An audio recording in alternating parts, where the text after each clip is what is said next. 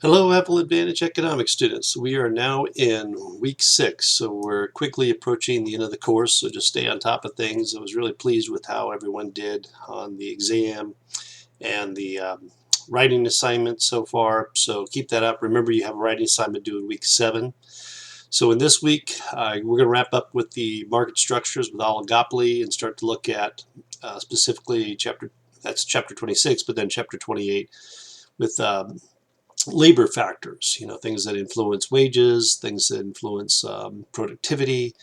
So a little bit of overview for this week. Just remember, it's a little bit lighter week, so take the time to work on that writing assignment week 7, but also factor in that we have this week the Pearson My Econ Lab and then the forum discussion. Again, I just highly encourage you, jump in there early. Don't wait till Sunday till close to midnight to make the forum post. Try to get this is an opportunity for you to get the full points of these, so I'd almost suggest making a reply to a peer before Saturday to give them some time to respond. So, all right, I want to go over a few of the concepts this week, chapter 26.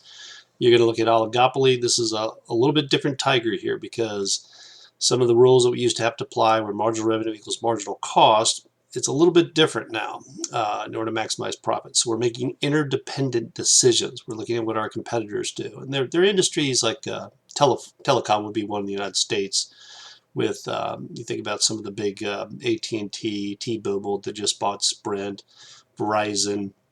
You're going to look at things too. I mentioned this one, the forum discussion post this last week about Herp and Hirschnell, 4-firm concentration ratio. The Justice Department looks at these things to see if there's significant competition. But as I've kind of mentioned this course too, it's almost the nature of how things are changing in the United States that because of economies of scale, it's very difficult for a small player to get in there. You see that with the retail market, with Amazon being able to do this at lower production cost, kind of recognizing how people want to shop these days.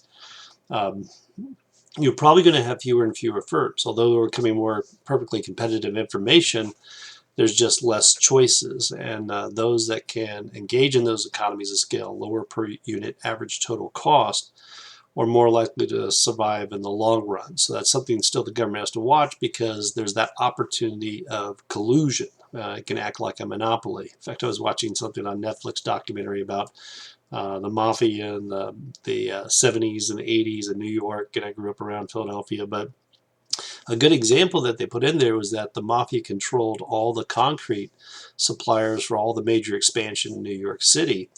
And if you were to give a bid, all these companies were in the pockets of the mafia. So if it was an $8 million bid, the mafia would agree together to make sure the bid was $10 million and nobody would go below that. And they would each take turns about who would get the bid. So this has been done in the past with the Tennessee Valley Authority, Westinghouse, General Electric, examples of collusion. And the Justice Department, if you're interested, having a hard time sleeping on a weekday, just start watching the listing and reading about the Justice Department website antitrust division. It'll put you to sleep quickly, but it has some interesting, fascinating cases out there about price fixing or collusion. So in the United States, we are very much about promoting competition. And generally, in Republican administrations, they're more favorable to mergers, and Democratic, just historically, are more cautious about this, about mergers. But some industries are going to just have a few firms. You look at the cereal industry, General Mills, Quaker, Post, Kellogg's, they could probably control 80% of the market. It doesn't mean that it's that consumers are not going to get a fair price, but it's just when they have to make decisions, and I'd argue with the cereal industry, because there's been so many other substitutes for breakfast now. You can go to Sonic and get a cheeseburger for breakfast now. So they actually had to drop their prices quite a bit to convince people to continue to eat cereal for breakfast. So they've been an industry that's struggling. They've also tried to figure out different ways to try to market different products like protein bars, or Kellogg's has been good at this and trying to figure out, we recognized that cereal was no longer going to be the staple. They had to venture off and meet consumers' different demands. So, all right, one thing you're going to find interesting, I think, in chapter 26, if you ever watched the movie Beautiful Mind, I kind of encourage you to watch it. It's a little bit fictional, but it is based on a John Nash, a Princeton economist who came up with a lot of the game theory. But essentially with game theory, they give the example of the prisoner's dilemma in the textbook. Ideally, it's better, like for each person to cooperate, say that I did not do this. Or if you're working as firms together, say, let's not advertise against each other. Coke, Pepsi, we know they're going to buy our products, so don't do any advertising at the Super Bowl. But then I fear that, what happens if Coke does advertising, then Pepsi has to do advertising. So they could actually make a lot more money if they were to cooperate together, but they have to think about what their next best alternative is. And in the prisoner's dilemma, in the example, with Bonnie and Clyde, they both committed a crime. It's kind of, you see that in the Law and Order of the TV shows where they post one person against the other and try to get them to confess. But if they both hold to their guns and don't say that they did it, they may end up in jail for a very little at a time. But if they're both found guilty, they both maybe they go in initially and agree not to confess, but then the other person is worried about, what if the other person tells on me? I could end up in jail for 10 years and the other person gets away free. So the strategy would be always to kind of rat out the other person, because I'm worried about what if the other person doesn't stick to their guns and do what they say they're going to do. So oftentimes in markets, it benefits the consumer, and that's why you see things like OPEC. Although in the 70s they were able to control things, but it's very hard. And that's why we saw gas prices drop so much. They just beat each other up on producing more oil, so it's the benefit to us. But ideally they should be cooperating and working together if they want to keep the prices higher. So, all right, so you're going to read a little bit about that. The ideas of like almost implicit collusion in that chapter. When you get to chapter 28, you're going to look at some other factors dealing with what's called the marginal revenue product of labor. I'll use a sports example. My kid's been lucky enough that I guess he has Tyreek Hill as an assistant coach right now, helping out at his high school. But you think about the value that like a Tyreek Hill, a Kansas City Chiefs, football player can add to a team.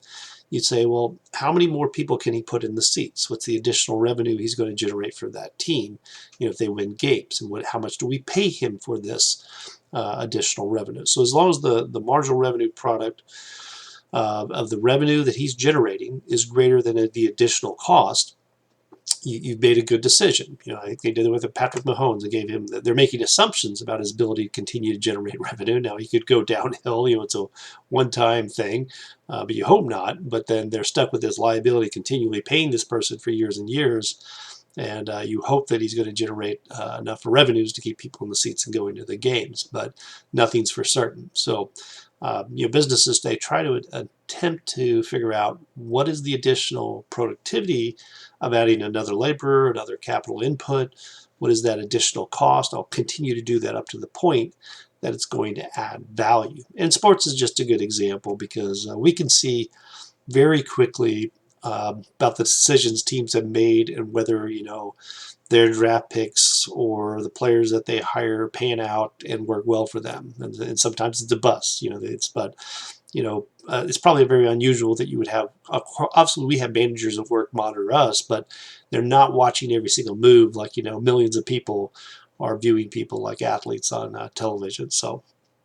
So you're obviously evaluated work. What is your productivity? And sometimes that relates to increased wages for you too, depending on your productivity. So some other things I just want to point out. One example on page 632 and 633 of the text especially dealt with the shifts in market demand and the supply of labor. They mentioned like reasons for the labor demand curve shifts, because this determines wages in markets, but one of them can be changes in the demand for the final product. If a product becomes very popular, they're going to need more laborers to produce that particular product. That's going to increase their potential wages.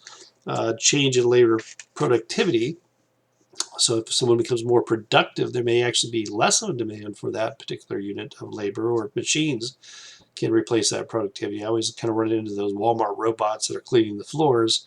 And now you see that there's no longer cashiers. You're responsible going up and checking out your groceries, and people monitor that you're not stealing anything out of the Walmart now. So it's been big shifts in technology in order to figure that out and do it in an effective way. And then finally, changes in the price of, it says related factors. So As it says, labor is not the only resource from the use. Some resources are substitutes and some are complements. So some of those things I mentioned too, especially about technology and changes. So give you a little bit of insights from the readings of the week. Obviously, there will be a lot more in your readings to go through. But again, try to jump in there in the forum discussion earlier in the week. I'll jump into make comments. I'll jump in and kind of, if I see things that I want to comment on, that's usually what I'll do. But I leave the discussion up to you all for the most part. But again, if you do have any questions, do send me an email in Canvas. But keep plugging along, because now we only have like 3 weeks left after this. So just stay strong and stay safe, and we'll talk to you online. Take care.